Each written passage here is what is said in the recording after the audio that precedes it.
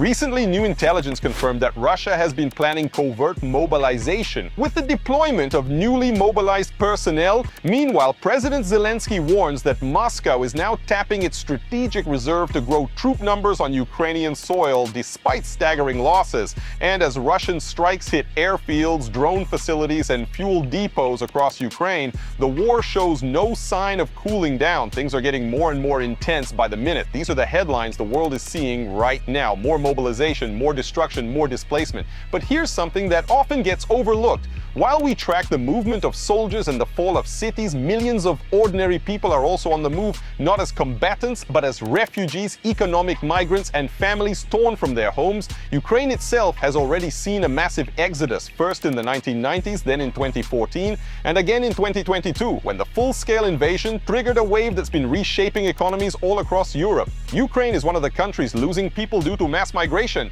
but it's far from alone. From the Philippines to Venezuela and Cuba, migration has become the quiet engine of survival and sometimes a strategic tool in state politics. In this video, I want to tell you the real stories behind the headlines about the countries losing their people and the desperate and heartbreaking reasons why it happens.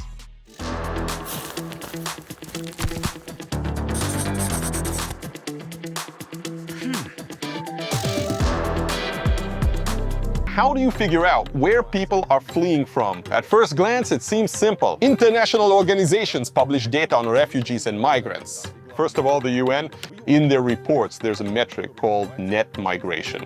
That's basically the difference between people moving in and out of the country over a year. If the number is negative, the country is losing people, but this raw number doesn't answer the key question about the reasons of migration, and it doesn't show whether the migration outflow is actually a big problem for them. Here's what the top 10 countries with the highest outflow look like. This table is based on UN data, adjusted by demographer Alexei Raksha, who we consulted while making this video. First, he'll explain why those UN numbers need adjusting. This is Alexei Raksha, a demographer from a Rosstat employee, specializing in Russian and global demographics. See, the UN database actually has some big mistakes. For example, in 1990, Georgia was counted with Abkhazia and South Ossetia, but in recent decades it's counted without them. So it looks like people are leaving the country, but actually Abkhazia and South Ossetia are just in a black zone, and the UN didn't get data from there. According to the UN, they're part of Georgia, but their populations aren't added to the part of Georgia that reports to the UN.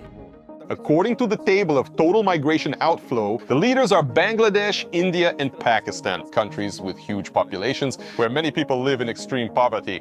The numbers for Bangladesh, India, and Pakistan don't show the full picture of global migration. To get a better understanding, we need another metric: the share of people leaving compared to the total population. Here the picture looks different. For example, almost half of Moldovans have been living abroad over the past 30 years. But that's not all. There's a third metric that really shows how significant migration is for a country: total population decline. Basically, we add natural population growth or decline to migration inflow and outflow. As a result, we get a list of countries where the populations shrunk the most over the last 30 years. Here the picture changes completely. So right now I'm going to explain to you each metric in detail and show the most interesting countries on the lists.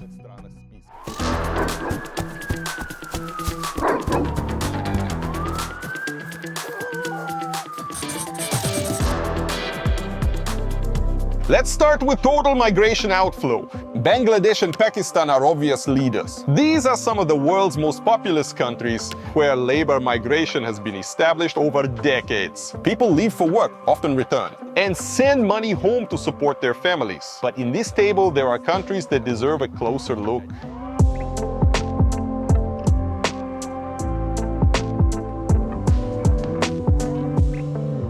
The Philippines, Venezuela, Sudan, and Ukraine. Technically, they're listed alongside India and Bangladesh, but they are completely different. Take the Philippines. This country turned migration into a smart national strategy. About 10 million Filipinos work abroad constantly, sending $40 billion back home. Just imagine, that's about a tenth of the country's entire GDP. In recent years, labor migration has become the Philippines' main export. The Philippine Overseas Employment Administration announced that there will be more opportunities for citizens to work abroad this year.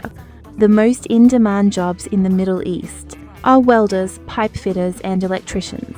Filipino workers stand out for their skills and work ethic, which gives them an edge over other labor migrants. The Philippines have a huge, young and growing population, around 115 million people, but not nearly enough jobs. Every year, more young people enter the job market than the economy can support. So the country has two choices: either create jobs and grow the economy, or take the shortcut and send the surplus workforce to countries that need workers. The Philippines chose the second option. I'm glad to point out that the Philippines' efforts to manage uncontrolled population growth is a problem that governments around the world are watching closely. The Philippines know the risks this problem brings, especially since the country's population grows by 3.2% every year. This is one of the highest rates in the world. The state can't keep up with this pace, and without action, demand will soon outstrip the government's ability to take care of its citizens. This system was created 50 years ago, and in 1982, the government founded a state employment agency, the POEA, which began centrally training, certifying, and sending Filipinos abroad. Since then, the Philippines have turned into a state-run factory producing workers for export and responding to the needs of the global market. Need nurses for the US or Europe? No problem. Filipinos are the world's largest exporter of nurses. They are trained to US standards, prepared to pass licensing exams and sent abroad to work. Need seafarers? Easy. About 25% of all sailors worldwide are Filipinos. That's about 500,000 people. Specialized maritime academies prepare huge numbers of skippers and helmsmen. Need construction workers or programmers? Here you go. Professionals with excellent English and targeted training. And that's not even mentioning the famous Filipino nannies. They're also a product of this labor export industry. It's gone so far that the Philippines now have a full-scale propaganda machine designed to encourage immigration. It started with a single decree. In 1988, Philippine President Corazon Aquino officially declared labor migrants the country's new heroes, Bagong Bayani. The comparison was clear, just as past heroes died for freedom.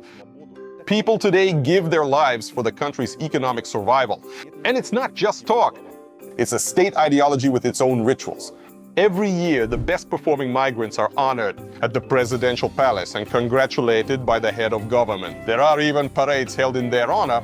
But behind this facade is a strict social contract. The state gives migrants hero status, preferential insurance, and even seats in parliament. And in return, it demands one thing: a regular cash remittances. The system feeds itself. The more people leave, the more families get used to good money coming from abroad. That creates a perfect cycle. The state trains people, then they leave and send money home. The state gets richer and invests in training new people.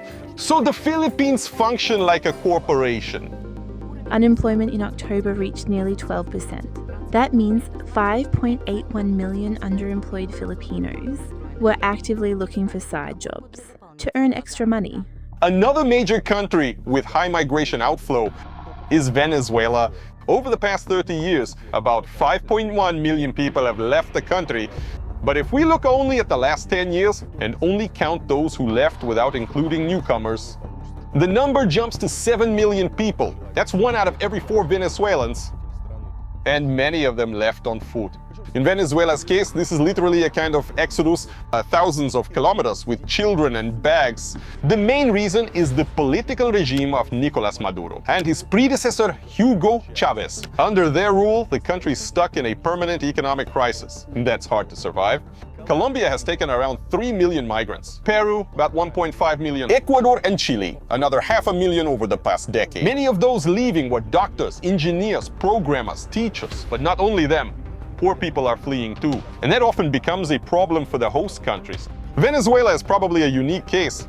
It doesn't have a huge population, and people aren't fleeing a war. What destroyed the country was hyperinflation, corruption, and the collapse of state functions. That's very different from Sudan and South Sudan. These two countries were actually one state not that long ago, and now people are fleeing both war and poverty.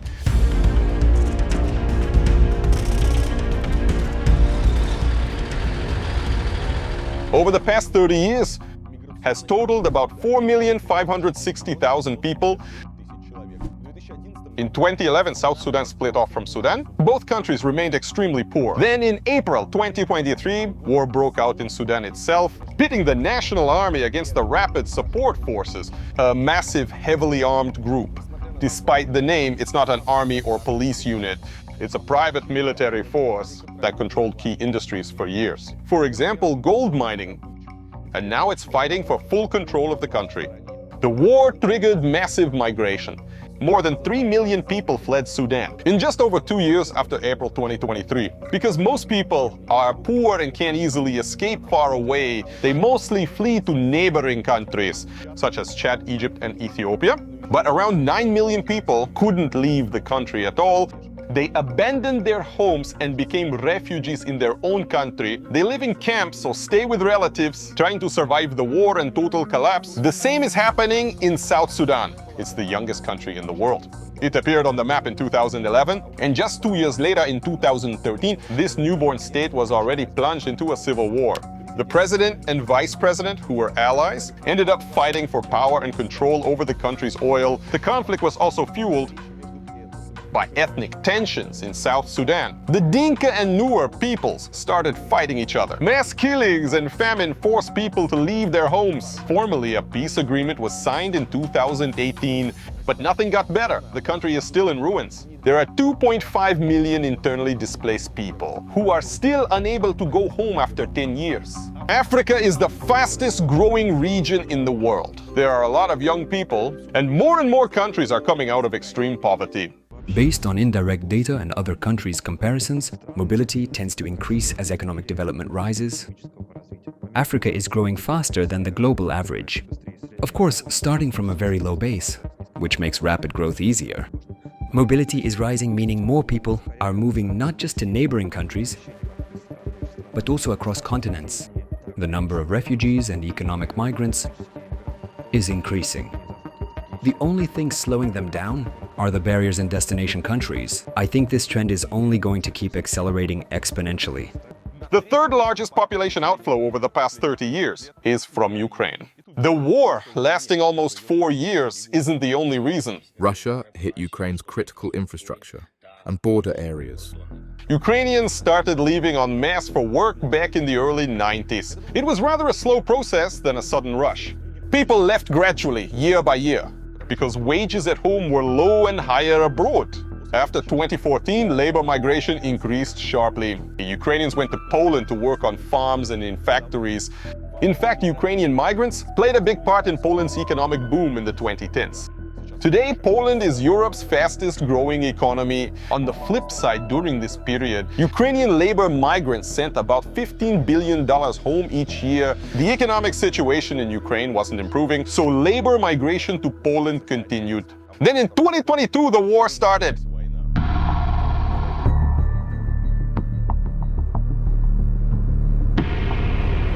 By March 4th, 2024, 2 years into a war, about 6.5 million people had left Ukraine. This is Europe's biggest simultaneous movement of people since World War II. Europe made special legal arrangements for Ukrainian refugees. They were given temporary protection. This status let them work, study, and access healthcare. Fleeing the war has become a major problem for Ukraine. Peace negotiations haven't made much progress, whatever Trump might promise. So it's unclear who will go back or when. Over the years, Ukrainian refugees began integrating into Europe, and returning home will be hard for many of them.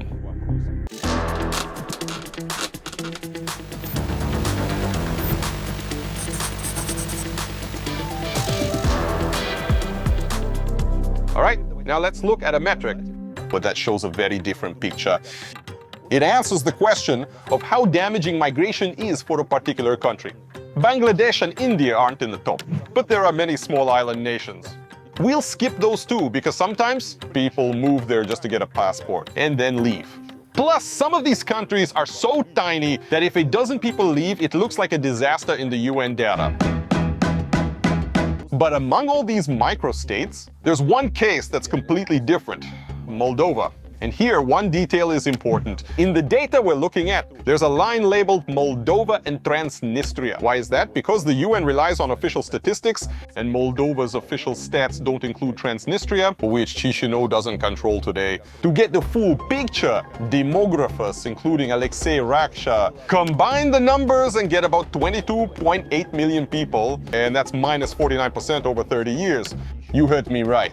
In 30 years, Moldova lost half its population to migration. So let's figure out how that happened and why Moldovan migration is among Europe's most striking examples. When it comes to Moldova, the UN numbers might actually be close to the truth, even though they systematically undercount the outflow. The UN actually didn't count Transnistria, yet migration from both Moldova and Transnistria was so huge that within a few years Moldova lost a population equivalent to all of Transnistria. The first reason for this was the collapse of the USSR. According to the World Bank, Moldova's industrial output in the early 90s dropped by more than 60%. An economy built around the Soviet market was paralyzed. On top of that, in 1992, an armed conflict broke out in Transnistria. After the USSR fell, a large part of the Russian population lived on the left bank of the Dniester with Moldovans and Ukrainians. Up to 40% of Moldova's industry was concentrated there. A few months of fighting, hundreds dead, and Moldova lost control of its main factories in Tiraspol, Ravnica, and Bender. It escalated into armed conflict that lasted 5 months. Officially, over 1,000 people died. The 14th Army, which was under Russian command at the time, played a key role in ending the war. It was the biggest and most capable military force in the region. Russia officially stayed neutral, but some units of the 14th Army sided with the Transnistrians. Later, President Yeltsin openly admitted this. And this was the 90s. In independent Moldova and in other former Soviet republics, unemployment and poverty were major problems. Add an armed conflict, hitting an already collapsing industry. As a result, Moldovans sought work elsewhere, and between 30 and 50 headed to Russia and Ukraine. According to the World Bank, by the late 90s, 1 in 3 Moldovan families was surviving thanks to money sent home by relatives working abroad. Most often, a husband, father, or brother went abroad for work. Simply put, classic guest workers. Everything changed in the 2000s, but no, Moldovans didn't return home. Instead, they began moving west. Moldova didn't join the EU, but many of its citizens got EU passports because Romania did. Back in 1991, Moldovans could get Romanian passports under the repatriation law.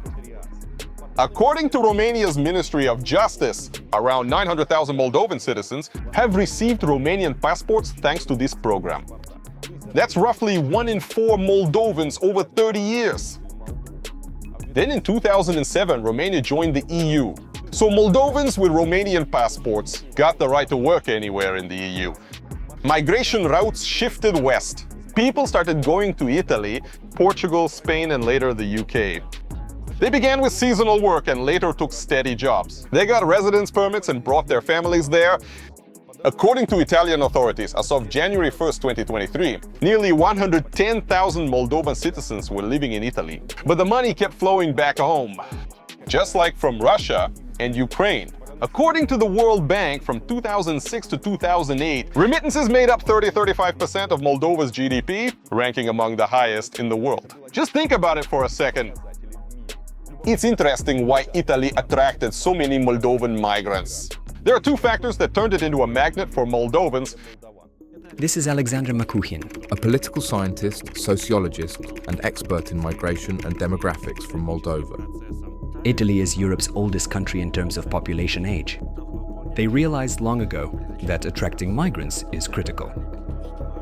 Here we talk about a cultural and historical context. I'll give you my own example. I came back from a conference in Rome just a few days ago. I've never learned Italian, but I know Romanian, so I could understand most of my colleagues without translation.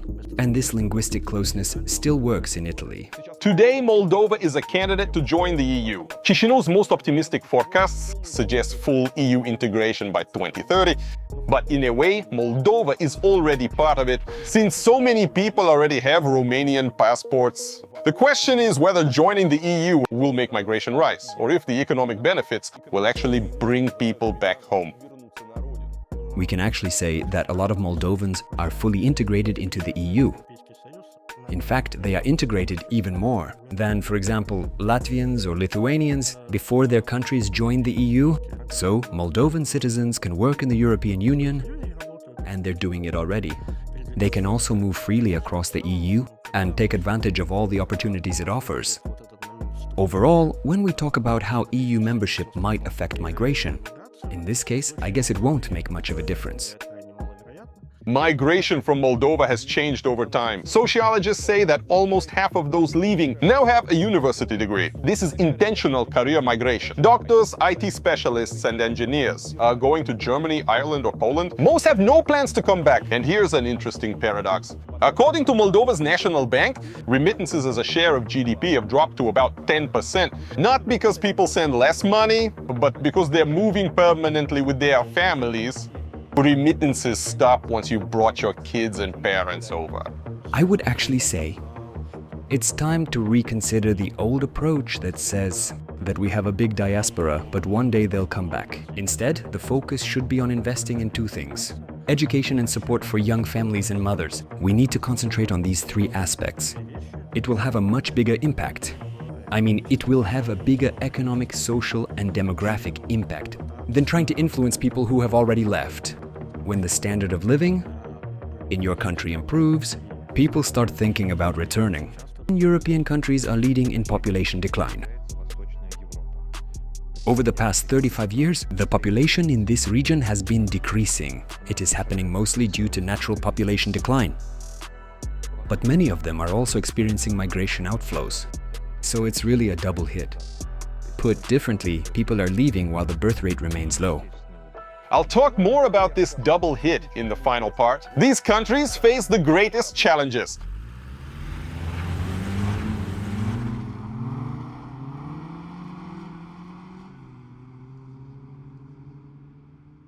When we look at total population decline, over the last 30 years, we don't see starving African countries or Latin American dictatorships. Well, except Cuba, which is near the bottom, having lost just about 10% of its population in 30 years. And then there's the Vatican, which makes the list for obvious reasons. Citizens are elderly priests and nuns, and church rules aren't exactly helping the Vatican grow. In fact, the Vatican might want to allow visa-free entry. Plus, a Vatican passport can be revoked if someone leaves church service. And if it's a cleric with a family, all family members lose their documents too. But what about Lithuania and Latvia? You'd think these are fairly well-off European countries. Their populations were already small, but in the last 30 years, both have shrunk by more than 20%.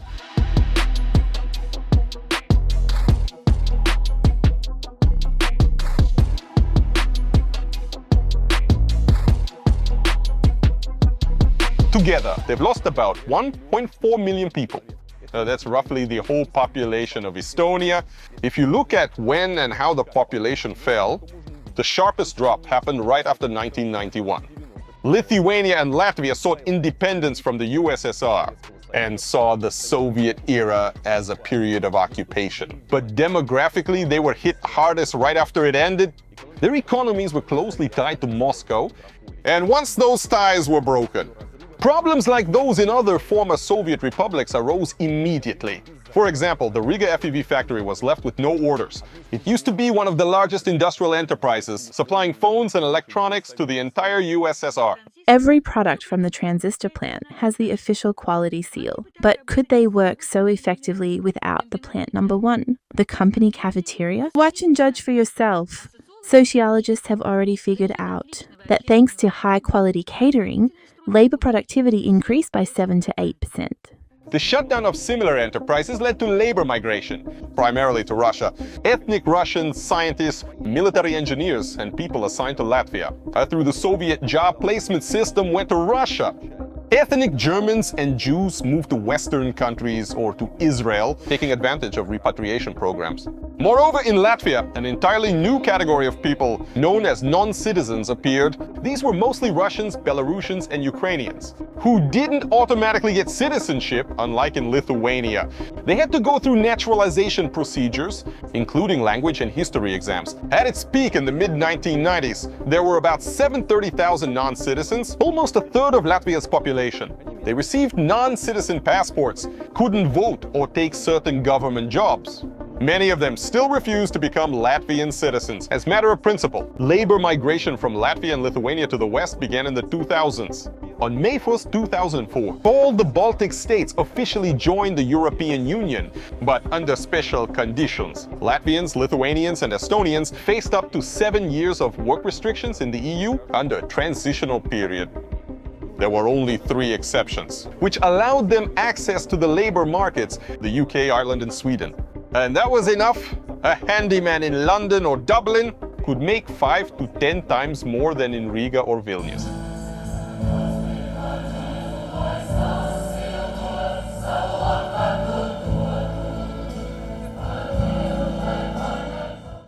After 2008, there was another major wave of emigration from Latvia and Lithuania, this time driven by the global financial crisis. By then, the 7-year work ban for their citizens hadn't fully expired yet. But some countries decided to ease the restrictions.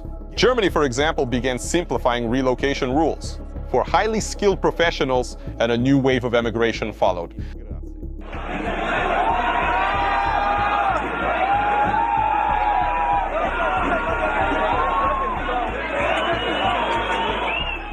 Today, Latvia and Lithuania are fairly prosperous, countries with growing economies, but people are still leaving. In short, despite that prosperity, working and living conditions in Central and Western Europe are still better than at home. A young doctor in Latvia earns between 1,100 euros and 5,200 euros a month before taxes. In Germany, it's between $3,000 and $15,000. Of course, living costs differ there, but even after taxes, life in Central Europe is still better financially. At the same time, host countries are interested in doctors, IT specialists, scientists, and construction workers with EU passports who are unlikely to burden taxpayers, unlike migrants from poor countries. As a result, Latvia and Lithuania lose up to 1% of their population every year. Over the past 30 years, the largest population losses have been recorded in Ukraine, Bulgaria, Latvia, Serbia, Hungary, Belarus, and Russia. Over the last 30 to 35 years, all of these Eastern European countries have declined immediately after 1990. They either never fully recovered from it, or, like in Russia's case, saw brief growth for 3 to 4 years before natural population decline returned. In the foreseeable future, none of these countries will see natural population growth. Currently, natural population decline affects 30-40 countries, and that number is growing fast. We can observe it across nearly all of Europe. It's easier to list countries where it hasn't started. Setting aside individual countries, another clear pattern emerges in overall population decline. There are entire regions that have been losing people for decades. For instance, Latin America and the Caribbean. But why? What pushes millions of people from what seem like viable countries to keep heading north? The answer goes beyond economics. It's relatively easy to leave Latin America and the Caribbean. For example, for the US, France, or other metropolis, Martinique and Guadeloupe. Or let's take Montserrat, which was badly hit by volcanic eruptions. But there's also massive outmigration from Puerto Rico and from Central America as well. For example, from El Salvador. There's one country where migration doesn't happen naturally, but is used as a political tool. The authorities didn't just ignore people leaving, they organized it on purpose, using it to blackmail the US and to obtain political and economic concessions. This country is Cuba. It feels like Cuba is competing in some kind of migration Olympics, trying to break new records. In 2022, 224,000 Cubans crossed the US border. By the way, back in 2015, the number was 5 times less. In 2023, another 200,000 followed. In the past, people risked their lives to reach the US, building rafts from barrels and tires and floating 150 kilometers to Florida. Now there's a new route, perfected to run like clockwork. Cubans buy a flight ticket to Nicaragua because since November 2021, no visa is required for them. From welcoming Nicaragua, they cross illegally into Honduras and then trek through Guatemala and Mexico to the long-awaited US border. They head to the same country Cuban authorities demonized for decades. The situation in Cuba has gotten so bad that it set off the largest migration wave. In 2023 alone, 153,000 people left the country via the land border between Mexico and the United States. Of course, this is the result of the system set up under Fidel Castro. And right now, his supporters continue his work. Here's what comes out of it. According to Cuba's Human Rights Monitoring Center, as of 2023, 88% of Cubans live in extreme poverty. Incomes can't keep up with hyperinflation. 70% of essential meds aren't available. Every second household faces power and water cuts. The state can't even provide basic necessities anymore.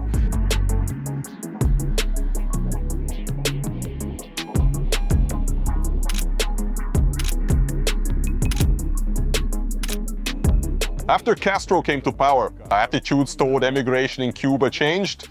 In the early years, leaving the country was strictly banned. By the mid-1960s, the authorities realized that the bans weren't working. People kept trying to escape, many dying at sea, and the US used each case for propaganda. That's why Cuba changed tactics. The government legalized migration and took it under control. The culmination of this policy came in 1980. Authorities announced that anyone could leave freely through the port of Mariel.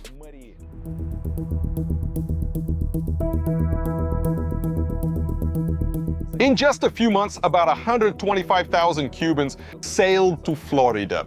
And this is based solely on American sources. Castro didn't just let people leave, he deliberately funneled criminals and patients from psychiatric institutions to make Washington's problems even worse. And the move worked. After the Mariel crisis, the US had to negotiate with Cuba and sign a migration agreement, effectively recognizing Havana's right to manage its population outflow. From that point on, immigration stopped. Being just an internal problem for Cuba's leaders, it became a tool of political leverage.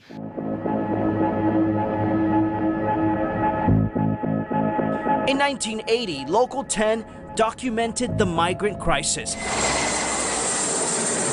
Fidel Castro, then in charge, allowed Cubans to leave. By the time it was all over, Besides that, Cuban authorities had achieved more than just a quick geopolitical win over the US. In the long run, this exodus produced an unexpected economic effect. New migrants integrated into the US economy and sent money back to their families on the island. This peaked in the 1990s. After the Soviet Union collapsed and Cuba lost its subsidies, plunging into a severe economic crisis. The peak of this cynical strategy came with the Balseros crisis of 1994. Tens of thousands of Cubans, driven to desperation by economic collapse, set off for Florida on homemade rafts. Instead of stopping them, Havana negotiated with Washington and secured an official quota. The US agreed to issue at least 20,000 visas per year. Just think about it. A small island dictates a superpower. How many of its citizens to accept? Listen, we have a massive food problem. With 100 pesos, a Cuban can't survive. It's impossible. We don't get health care. We have to buy meds with dollars. No dollars, no aspirin. If you're diag, no one will help you. Our markets are empty. And if you find something, you still need dollars. We don't need luxury or an American-style life. A Cuban doesn't need luxury. Cuban needs the most basic things. Toothpaste, a toothbrush, simple things that just don't exist in this country. And this isn't just the US embargo. It's the blockade we made ourselves. This system is the problem. Cuban migrants still head to the US for a better life. Meanwhile, the island of freedom is slowly dying. This doesn't seem to bother the authorities much, though. Money still comes in from the US, but with Trump declaring war on illegal migration, it's not that simple anymore. There's a kind of blind spot in my story, the silence. You probably expected Russia to appear in these rankings, but surprisingly, migration still isn't a major demographic problem for Russia. And that's despite the massive outflow in 2022, right after the war in Ukraine began and mobilization was announced.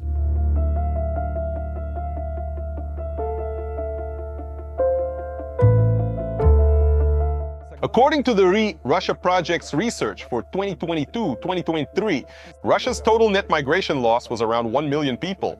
However, if we look at UN data, it didn't create serious problems for the state. According to Russia's official statistics agency, in 2022, Russia saw a net migration gain of nearly 62,000. Important caveat, the reliability of these official numbers has been questioned for years. Around 500,000 people who left because of the war and never returned were barely reflected in the statistics.